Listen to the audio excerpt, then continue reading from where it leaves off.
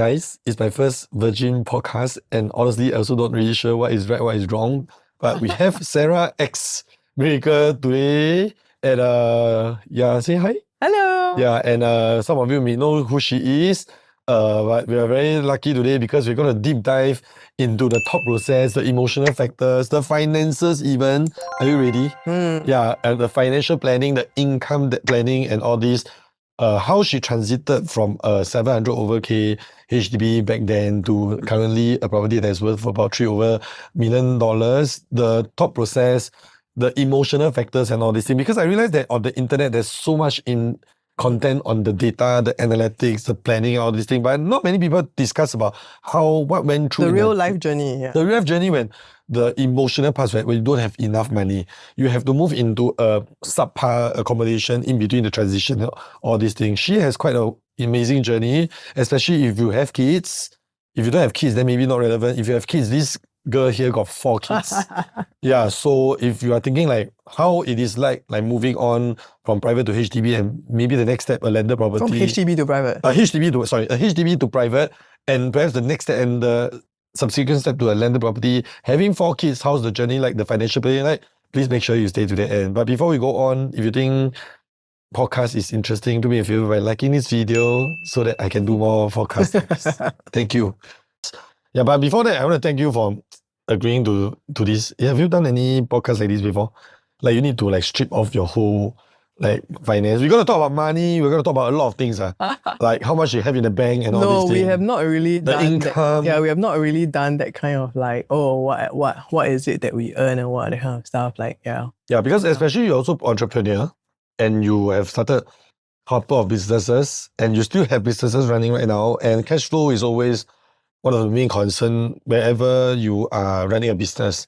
And many of my viewers are actually entrepreneurs, self-employed people, or top-tier management staff. So I think this will be very, very relevant and helpful for those people who are doing their financial planning, especially at their age where they are starting their family. So maybe we can start off with you just share me roughly how your journey started. Your first house was what? What was it? How much you bought? So the first house that we had was HDB BTO. And we actually tried for like sale or balance, all that kind of stuff. And at the time, I was still in university, and my husband just got his first job. So we qualified for this like massive grant from the government, you know, like the max out grant, because max income was like 2,500 something. Because I had like no pay, I was a student. So we managed to get all the max grants. There's an income deferment scheme also, right? Income. That means you don't need to pay that down. You only don't pay 5%. Then after that, you wait. Yes, correct. Yes, under 30 years old, you have a deferred payment scheme. And so one of you, correct. If you are a student. Right, no, this is just below 30, I think, or below 25, something like that. Okay. So we had, you are right, we had this deferred down payment scheme. So we only had to put 5% up front. And the good thing was that the government actually very lenient, you know, because they gave us the max grant at the time of when we were so-called choose a flat, right? But they only assess your mortgage at the time of key collection.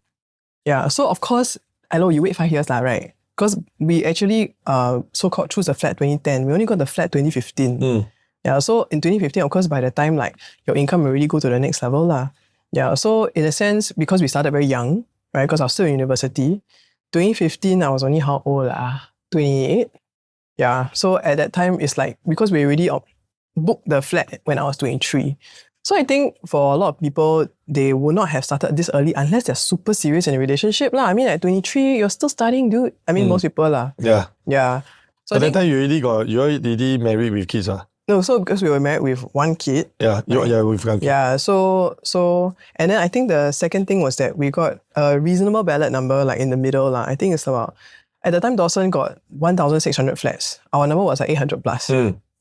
So we missed out on all those, you know, those double height ones at Sky Terrace. There were those double height ones. Oh, yours is all the Sky Terrace? Yeah, all taken already. All down to the 4th floor. Why you can sell so early? No, we didn't sell. Wait. We didn't sell first. Okay. That's why we sold a bit late and we didn't sell at the market peak. Okay. Yeah, but anyway, by the time we got it, that was the year that then I gave up to number 2. Yeah, so it's kind of like, I feel like our seasons always, like almost like every child got to change house like that. Yeah, so far Yeah, correct. So anyway, that was the first one. Yeah, so I think how much you bought? How much you sold? I think we bought at 4647. And that was year 2015. Yeah, but you must imagine that the price was already fixed in 2010. Oh, okay, right? okay. So the price was fixed 2010. By the time we sold, which was 2021, by the way, that's 11 years later. Actually, we sold only 785. Oh, actually not very high lucrative, because now Dawson you can sell for about $1 million. 1.2. Yeah. 1.2, right? I think at least 1 million. I don't know because ours is 4 room, not 5 room. Oh, okay, okay, okay. Yeah, okay. ours is 4 room. So after that you transition. So you sold the house for 700k plus. You bought the next house is how much? I think the more interesting one is the next. Correct. But then the thing is that because we didn't like buy and sell immediately, so in between, in 2019, we actually were expecting our number 3 and we actually got permission. We wanted to sell because we didn't have space for the number 3. So we actually wanted to sell early, but HDB was like, okay, this whole estate have an MOP. I can't let you be the first sale. Because it'd be too speculative. Okay. So you can only rent and rent. Means that we give you special permission to start renting out and then you can rent somewhere else. And then your MOP continue to run. Okay, wait. So actually we had 6 months of MOP that was not fulfilled. Okay, from the September point, it was supposed to be March 2020, but then the baby was due in February. Yeah. So we said, okay lah, we will just take a rental. And then again, by divine circumstances, okay, we had this other friend who was moving out from their apartment and we basically novated their agreement.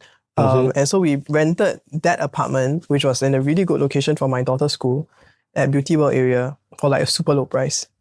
So that was because their price was from a 5 years ago price. And basically they had a very low-key arrangement. It was super, super good deal. So we basically locked in that place for 3 years because my daughter was doing PSLE. Right? So I was like, okay, no point I move, right? Okay, I'll lock it in first. So we moved in 2019. We rented out for 1.5 years only. And after that, we actually had to apply to HDB to request for the waiver of the 6 months MOP. Okay. Yeah, so it was only after the whole estate started to sell already, right? Because the whole estate MOP was 2020, but we couldn't sell because we were still renting, ma. So actually when immediate sell, right, the prices were actually quite high. But then after that, when everybody started to start selling, and we got a lot of units, actually all the prices dropped slightly. That was in 2000? So that was right before COVID. No, so 2020 should have been our MOP, which we should have sold, but we couldn't because we were renting. So we could only sell in 2021 after the tenants left. We had rented since 2019. Yeah, so there was a period of time, right, we were paying both rent and mortgage with no rental to cover. It was a bit stressful.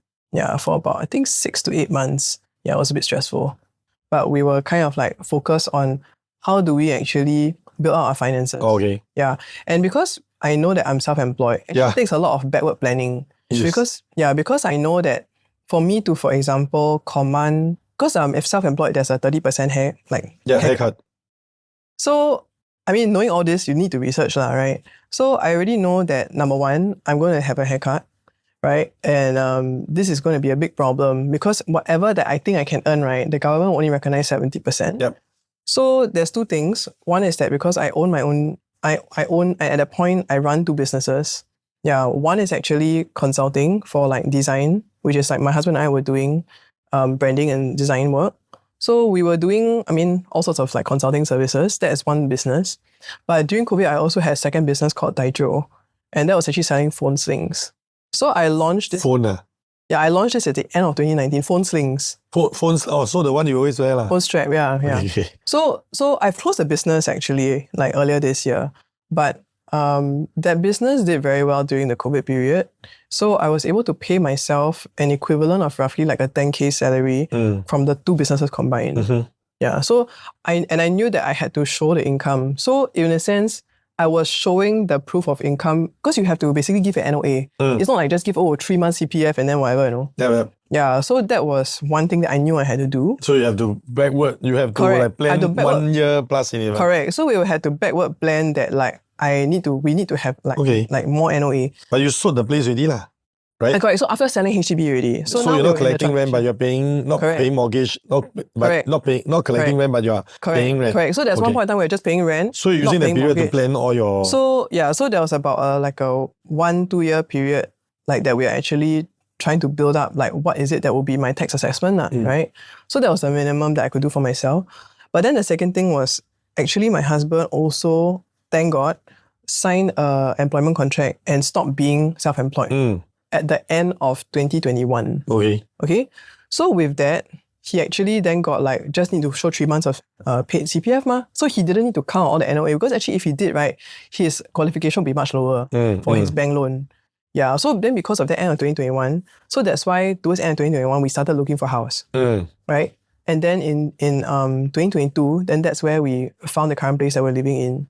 And actually it was through the process of looking for this house that I saw all these home tours and I felt, wow, these people cannot present very well leh. I think I can also do leh. Because like from radio, I'm doing media and prior to this, all my consulting projects, actually a very big shift for me was actually... Did you see my video then when you joined? Huh? Did you see my video? No, I didn't see yours. I mean, I saw a few other people's. I said because it's So you based never on what judge me, I'm watching. You got judge me or not? No, I not seen your videos Never. in particular. That's even No, worse. genuinely, That's even worse. I never judge you. Not even good enough to come across. No lah. You are too focused on building your team, so you're not doing so many house tours at the time, right?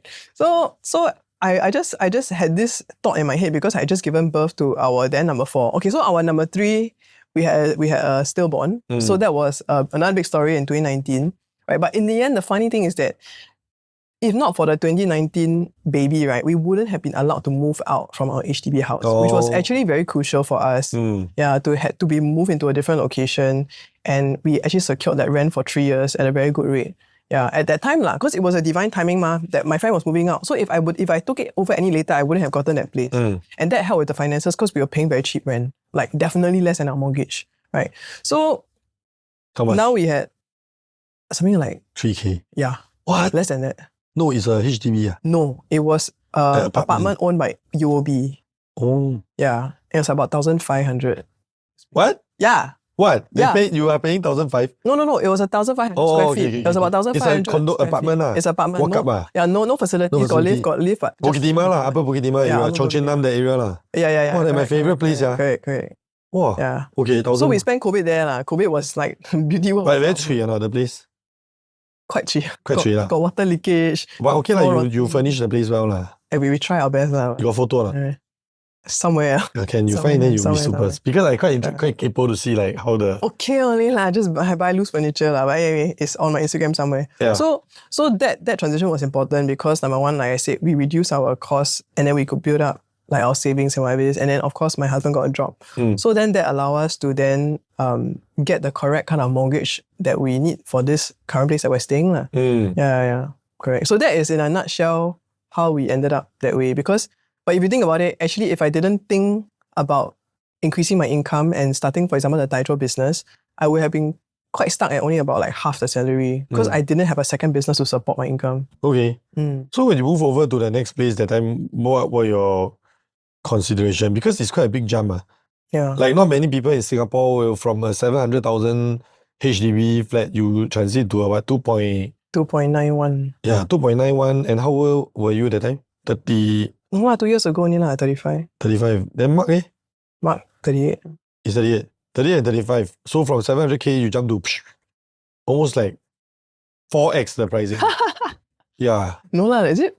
4x. 3.5 times 4 is 2.8 ma. Yeah. So like most people normal route is like from maybe 700k, you jump to a 2, then 2 slowly to 2.5, slowly get used to the monthly repayment. So what was like what were the considerations, what were the discussions? Like, so actually, did any more of you feel like, hey, no lah, why pay so much? No, actually, we made a mistake of not taking a fixed rate, number one problem, okay, because at the time we took it, interest rates were at all-time low, so we took a floating. So number one mistake was that we didn't take a fixed. We should have taken a fixed, not a floating, because at one point our highest mortgage was like 11,000 plus. When the actual estimate when we first signed was like only 8,000. Oh. So that's a huge difference, right? Because floating ma. Yeah, can you imagine from like an estimation of 8,000 a month become 11,000, like what on earth? So when you so you see, because the question is today when you are upgrading, obviously 2.9 mil if you ballpark rough estimation, the down payment is 800k.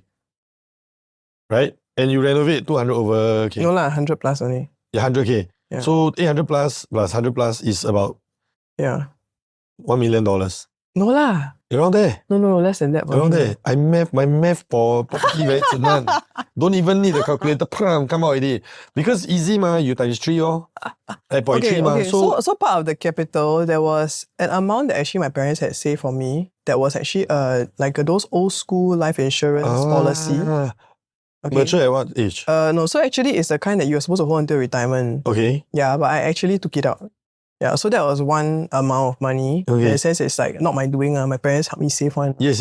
Yeah, but they kind of Oh, like, thanks for sharing this. yeah, because, and I think that is something that as parents we need to do also and think about, right? Because, for example, like right now you are not thinking so hard about like, you know, in the future, like what is it happening for your parents, well, for your kids, but actually this kind of lump sum that you save for them, right, could be very useful in the future, right? And I think like my parents did well to think about that for me, lah, because they, after a while, when the policy matures to 21, you kind of, it's under your own name. You never shared this with anybody else before? No, so actually it was my brother who was the one who told me that he was taking it out and using it to go invest into the stock market. And he told me to say like, hey, if you want, you also go and take it out and do something with it.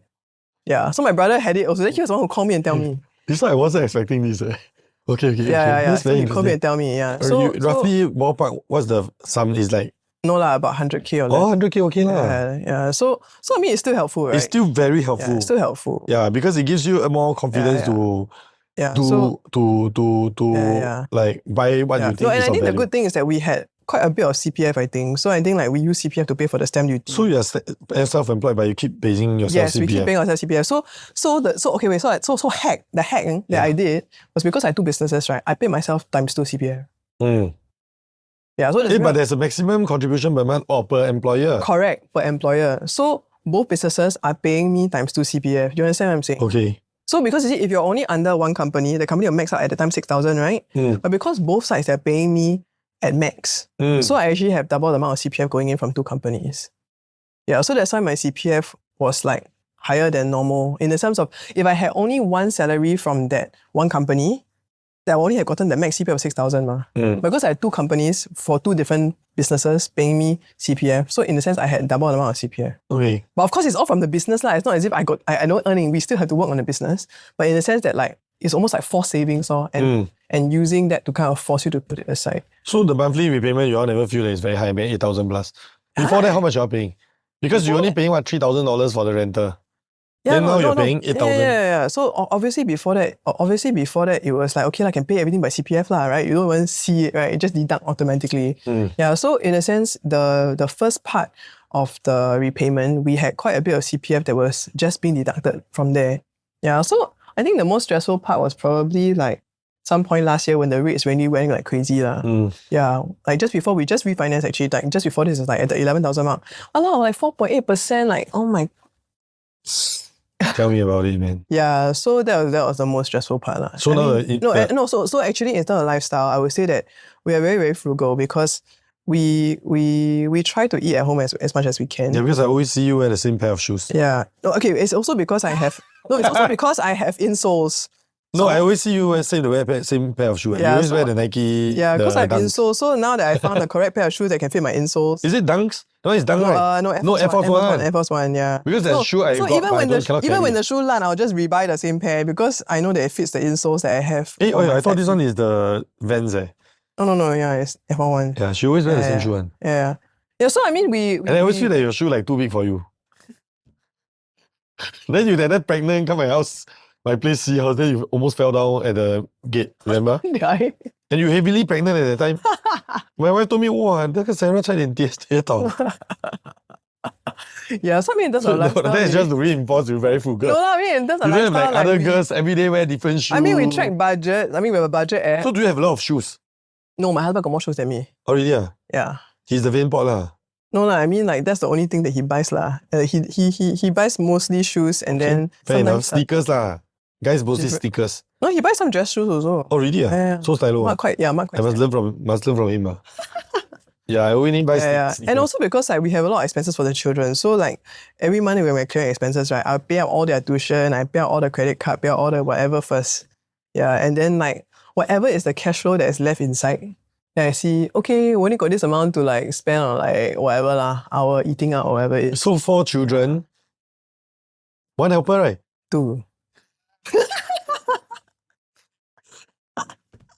Trade the $3 million house. And how much is it worth now? I hope that we can sell it for at 4. least 3.5 lah. I don't know, maybe we can sell for 4. Yeah, but I got a valuation from OCBC 3.5. The other banks give a bit lower, but I will take the higher one. Yeah, 4 kids. Yeah. So you need to be a business owner, then you can do this. So anyway, actually my move to real estate has been very important because I would say that I think previously doing consulting, my time is very fixed with the clients. And when I was doing real estate, it was because I just gave birth. My husband was already gainfully employed by another person, right? So he had a fixed income already. I don't have to worry about that. And so I had a few months of like maternity that I was like doing nothing. And so I was like thinking to myself, since I'm so free, now I got time, why don't I just do the 9-day course? Because when else am I going to have 9 days to Then do you pass one time. course? And then, so then the first time I couldn't get exam slot. I didn't realize it was so competitive to get like 9 a.m. on the dot. Yeah, so I missed the July exam because I took the course in May. So I missed the July exam, then I took the November exam. Then yes, I passed the first time. Yeah, I studied very hard. So at that time we were taking the exam, right? We were also moving house to this new house. It was a madness. I was doing renovation. I was like studying for the exam. Yeah, breastfeeding a baby, like madness. Crazy one. 2 helper. Oh, no, at the time, I don't have 2 helpers. That one you want. You must help me convince my wife. I think I need 1 more helper also. I think I need 1 more helper also. Your house quite big. I think need 1 more helper. You need one to just take care of the kids and one take care of the house. Yeah, but my wife 打死都不要 die don't want. So now what's your next? So like in between, do you all have any struggles between like husband and wife, what you want? Like even down to the reno. So, yeah. I mean usually the husband will let the wife decide lah. Is that why your wife? Is that why your wife? Yeah, but she always complain. Then she'll complain, say, hey, you help me make decision. Then I say I decide already, you also don't want. Then ask me decide for what? So like surely there will be like actually doing the renovation, very important to involve the husband for sure lah. Even though I have a lot of ideas, so for me it's like I will draft all the ideas out, and then I will still pass it through him. And then sometimes he has the better idea, so I will still like, oh yeah, okay. So for example, like he is the one who chose like this like rose gold laminate for the kitchen and our wardrobes in the bathroom, to kind of like match the rose gold theme. He's the one who come with the idea, man, not me. Yeah. So I mean, we like to make decisions together. I think that. But how you catch each other when like both so busy, then got 3 kids, then go back home. When you meet the ID, have to be forced to go and meet the ID law. No choice. Have to like be forced to go and meet the ID. Have many long meetings with the ID. But I guess like your question is more about like how do we keep the relationship intact, which could be a whole other podcast. But I mean the point is that it's not easy making so many decisions together. Correct. So when there are 3 kids, then now got 4. Correct. So I just give some loose wisdom, right? Okay, that we always try to take a retreat ourselves without the kids every 3 to 4 months. Of course, after you give birth to the new baby, it's quite difficult. So we actually haven't done much of that. But prior to this, we try. I mean, in around the 2018 period, we started doing this. Like every 3 to 4 months, we just go like Bali or Penang or whatever, somewhere nearby, right, Bangkok, just for like 2-3 nights, so that we can have a reset. And we actually talk a lot of strategic things. Like we talk about like what do we see for the next few months. We talk about our children, like what do we see for them. Yeah, we pray, ask God for direction. And I think that's very important for like regular alignment. Then of course, like everybody say the conventional date night, right? But actually, honestly, date night is like overrated because you know why? We put the kids so late to sleep, right? By the time we get out, right, what? Then already. Then you worry about the next day, still got so many things to do. Then you sleep so late. Correct. Then some more, now I'm working weekends, right? So I go on date night also, I still reply people messages about viewing tomorrow. Walao. So instead now we try to do a date lunch every week. Like have a lunch that we are actually meeting to talk about stuff. Yeah, so that we actually can, it's more like a work meeting in the sense that we actually have the brain and we're discussing stuff. And then if we have time to do date night, maybe it's like, now it's more like maybe once every 2 weeks or 3 weeks only, and we actually go for a nice dinner late, but at least we just feel like we give ourselves some break lah, spend a bit of money on food lah, right? Don't be so kiam siap lah, right? We must still enjoy, right? Yeah, buy some nice drinks lah, right? That kind of thing. Yeah, so go to a place with a nice view, right? Yeah, I cannot just like work your heart out and then like no sense of enjoyment lah.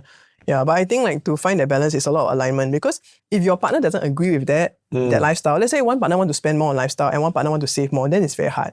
But for us, because we know our goals are like, for example, now our next goal, to segue into closing this. Our next goal definitely is, of course, we want to move into a landed for the sake of the kids, because the kids really need a more. I have 4 kids, I can't even find a 5-bedroom apartment unless I go and buy the key residences one. Okay, anyway, so right now, like just the space is a real constraint, but we don't have the finances yet. So now it's another big capital building exercise for us. And so that's why now we're doing a different business model for Mark. He's actually left his company already. And actually this year, I'm the main income earner. So actually, if not for real estate, right, we'll die already. Because I won't have the income to support the whole family. Die as you what?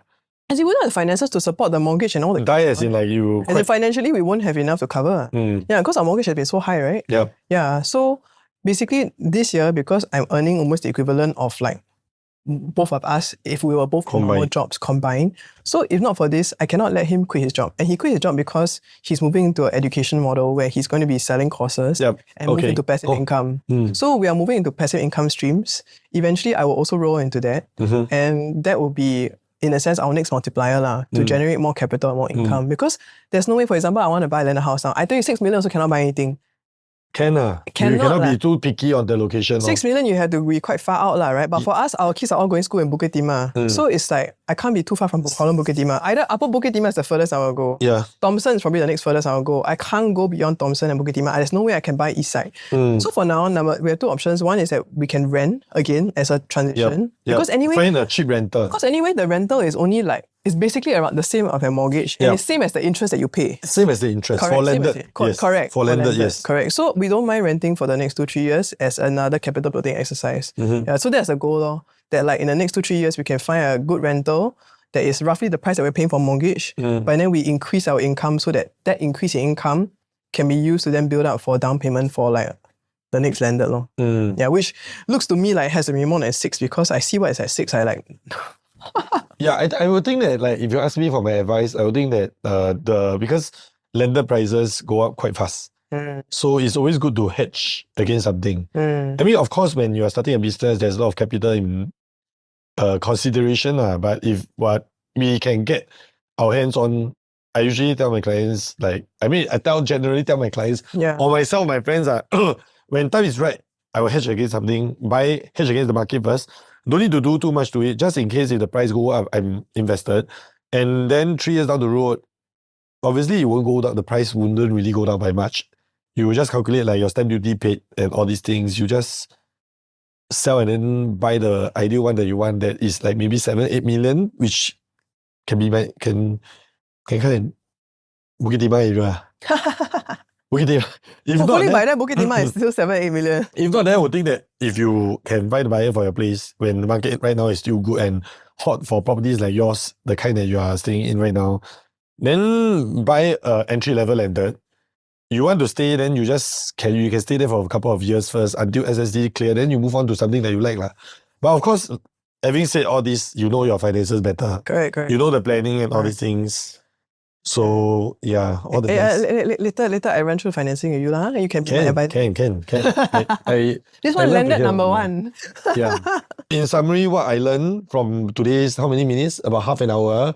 Really learn and reflect and refresh a lot of important theories. And first will be like I must say that the audience should take away is that you did forward planning. Thanks to the Almighty, you had aspect number 3, and despite like knowing more, you need to spend more money on the third kid. You wrote into HDB and try to see whether you can expedite your move. I think that is something that I feel that is a good choice, because a lot of people will be like defeated and say that I have no choice. But for you, instead of thinking like whether no choice or no choice, I will try my best. Right? I think that's takeaway number 1. Number 2 was during the rental, that time you all already did forward planning, because a lot of people constantly get priced out of the market. Why? Because they never plan. Because they always have this mindset that I cannot. Yeah. But they never even plan. But you knew it was tough, but you continue to plan. And you found a below expected accommodation to save costs. Yeah. And to plan for the next time. I think the financial planning was the part that you did very, very well, which I think people have to believe in the delayed gratification route. Yeah. Like for me, when I sold my HDB, my first HDB, I had rented a 2-bedroom. And it was far away, was in Choa Chu Kang. I mean, similar to this, which later we will share in my next video. So we're going to do, by the way, we're going to do 2 videos. So I also don't know how to structure this in, so might as well do it at the closing. So I will be asking me about my journey. So if you're interested to watch my journey, you can go check out Sarah McGregor's channel. She does singing, she does a lot of things. Her channel is more interesting than mine. So please make sure after this, go check it out. But stay to the end. And learning point number 3 is that when you factor in, that was something that I just signed up for education endowment for my son also. Because I also think that today you as parents, especially if you're watching and you earn a decent income, let's say 20K and above, I mean, you should be, and at the time of recording, like, you should be setting aside like maybe 1 or 2K for educational or whatnot. Yeah. For me, I already planned something like, can see or not? Yeah, so for me, I planned something. Watch later. And what you tell me, what your parents did for you is something that nobody taught me that. It took me a while to know I should be doing this. So that's last point, the point number 3. Yes. Point number 4, whether the fixed rate, interest rate, that one cannot control. That one you cannot control. So you don't have a crystal ball to see what's the future. Right. But I think last but not least, I think what you shared just now, the couple should make decisions together. Yeah. And being frugal, wearing Air Force One every day.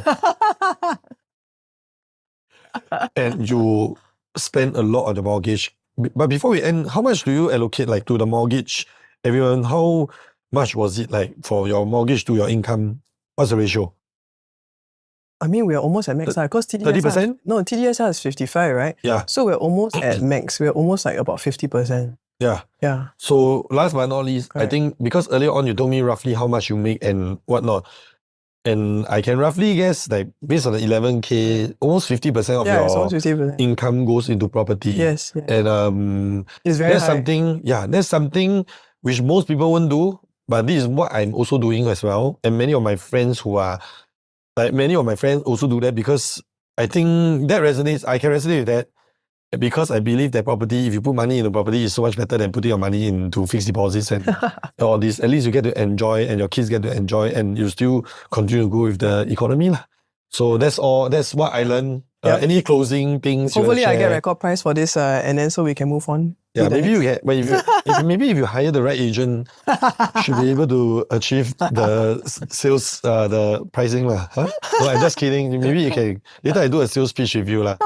So in closing, I think I see a lot of my mantra is always delayed gratification lah. Ever since I became a working adult, or rather, ever since I started seeing some money in my bank, I told myself delayed gratification is the way to go, and I keep your journey like screams loudly at me like, wow, delayed, everything is delayed. You have like you spend more money on your mortgage, you cut down on personal spending, you only spend on expensive meals with your husband as date night. So to remind yourself that hey, I'm still a wife and he's still a husband, right? Not just parents of the kids. And I'm very proud to be part of this journey, witnessing you moving on to the next stage. I wish you all the best. For being our thank you mentor. so much for sharing every single thing. You never should share in other channels deep before, right? So thank you so much. And don't forget to go and check out Sarah Miracle's YouTube channel. She posts a lot of interesting content. And of course, her IG, if you haven't followed her before, please go and follow her IG. If you don't know who she is, you must be living in a cave or something. Because this my friend here got like, how many thousand? 300 over K? No lah, 200 plus. Still only, or you should be stoned. So please go check it out. Thanks for watching to the end. I will see you next week at the next video. Stay tuned. Bye.